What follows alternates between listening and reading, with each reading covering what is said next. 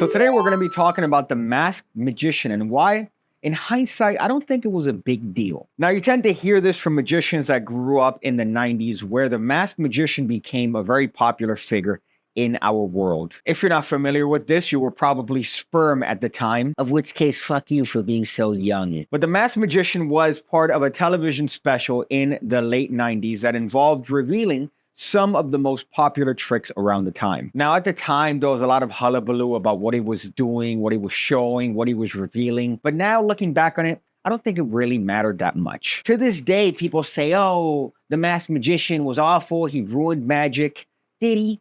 Did he really? I remember as a youth watching both the masked magician specials as well as the World's Greatest Magic television programs. And as a matter of fact, on World's Greatest Magic, they made a big deal about revealing who he was. He was some guy named Val Valentino who previously worked doing dove stuff, a competent stage magician. And from my understanding, they went through a lot of different people to try to pitch that particular show. And he's the one that said, yeah, I'll be the masked magician. Now, you have to remember, this was in a time when the internet wasn't necessarily a big deal. People were still wondering about the viability of this thing that connected people across the world because it was slow, it was clunky, it wasn't as defined as it should be, and people didn't really have a lot of faith in it. So information wasn't as readily available as it is today. Where if I wanted to look up Axl Rose's dick size, I could just make a Google search and guess what, baby? I know it's 5.3 inches. So really, people didn't have necessarily the ability to look up information, like, for example, if they were watching a magic show. So something like the Masked Magician specials really did stand out in a sea of programming. And he showed how to do various tricks like walking through a wall, like David Copperfield did. He showed a lot of trade secrets that at the time were not really available to the masses. And magicians lost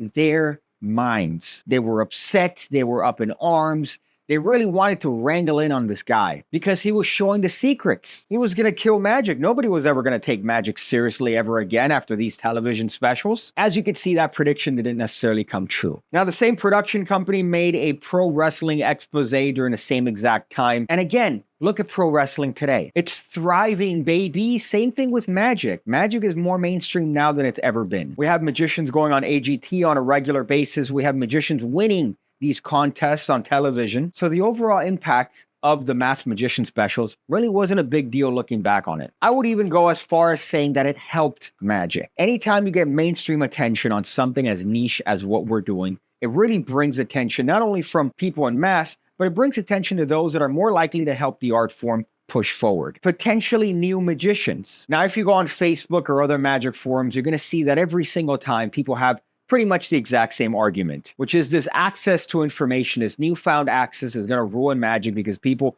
are just going to search the methods and the trick is going to be irrelevant. You don't even have to be looking for it. You could just be scrolling up and down on TikTok and a trick is exposed to you. Yes, you can make the argument that that's particularly poopy. However, it's not really affecting magic as a whole. It raises interest. People get excited. People get riled up. And then that breeds new magicians that could potentially innovate on the art for years to come. My favorite example as of late is how YouTube tutorials apparently are the worst thing to magic. And look at what it brought forth. We have a lot of magicians that are coming up this new age that learned magic specifically on YouTube. Shin Lim, that's now headlining Las Vegas shows and has been for years, started off looking at magic tutorials on YouTube. And I think this really adds to the emphasis about it's not about the trick, it's about the performance. Yes, sometimes people want to know about secrets, but secrets are boring. It's all about the performance, it's all about the effect. And a lot of magicians stand behind these secrets because that's all they have. Hopefully what isn't a secret to you is my brand new book right here, The Art of the Squeal. Available now. You can find it linked down below. It's full of tricks, moves, tutorials, a lot of fun stuff in the book.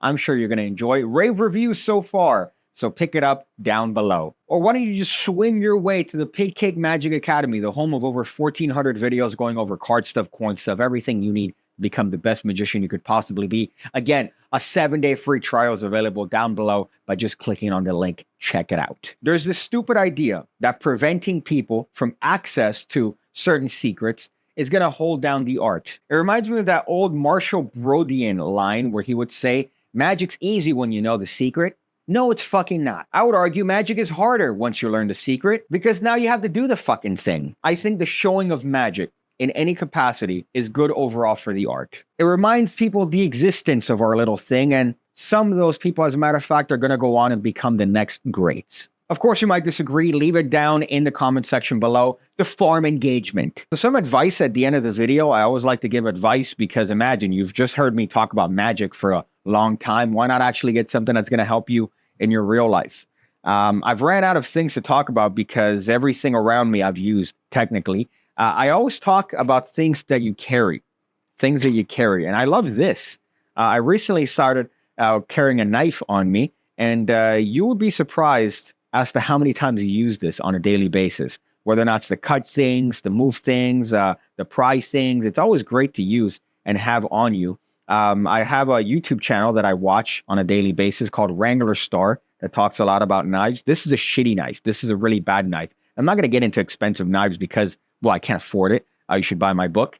But also because I'm not really interested. I'm a novice when it comes to this stuff. And I really only use it to open envelopes and packages or cut things maybe. So it's a good thing to have. And just in case some fool decides to come at you, you still have something that you could use to ward him off. So I recommend highly every individual carry something like this on their person. I guess that's my advice. I see you again, when I see you again, when I see you again, when I see you again, when I see you again, when I see you again, when I see you again.